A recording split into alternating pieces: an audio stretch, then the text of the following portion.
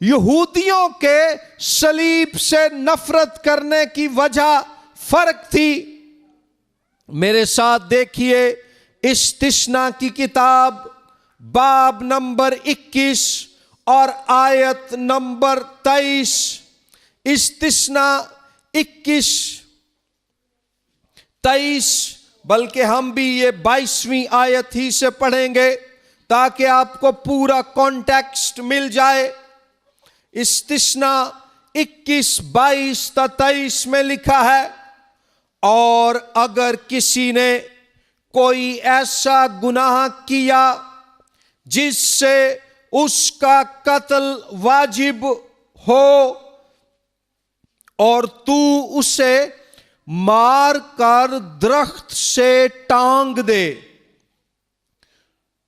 तो उसकी लाश रात भर दरख्त पर लटकी ना रहे, बल्कि तू उसी दिन उसे दफन कर देना, क्योंकि जिसे फांसी मिलती है वो खुदा की तरफ से मलाऊन है, यानी लानती है।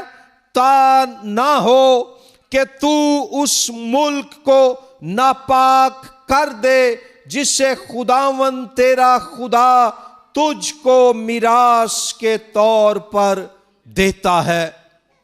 जिसको दरख्त पर टांग कर लकड़ी पर लटका कर मौत की सजा दी गई हो वो लानती है। इसी बात को पौलुस रसूल गलतियों 3:13 में बयान करता है। वो कहता है, मसीह जो हमारे लिए लानती बना, उसने हमें मोल लेकर शरीयत की लानत से छुड़ाया, क्योंकि लिखा है कि जो कोई लकड़ी पर लटकाया गया है वो लानती है।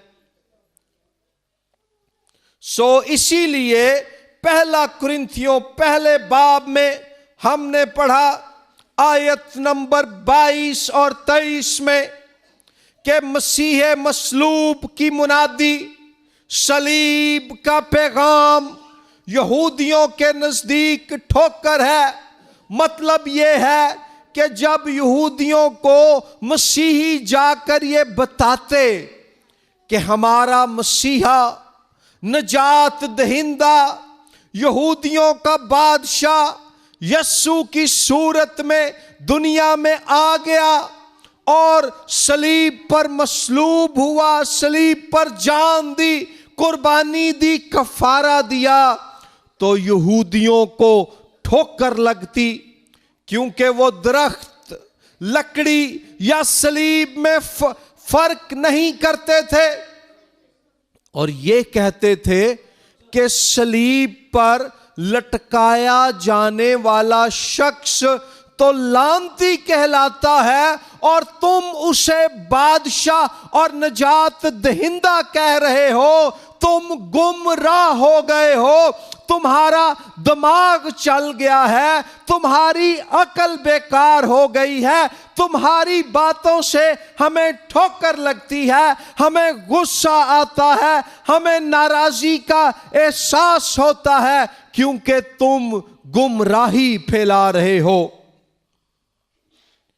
और रूमी लोग बेवकूफी इस बात को समझते, वो हंसते, क्योंकि जो शख्स मसलूब किया जाता उस जमाने के दस्तूर के मुताबिक उसको मुकम्मल तौर पर बरहना यानी नंगा करके वो सलीब पर कीलों के साथ जड़ते और किसी ऊंची पहाड़ी या चौक में उसकी सलीब को नस्ब कर देते।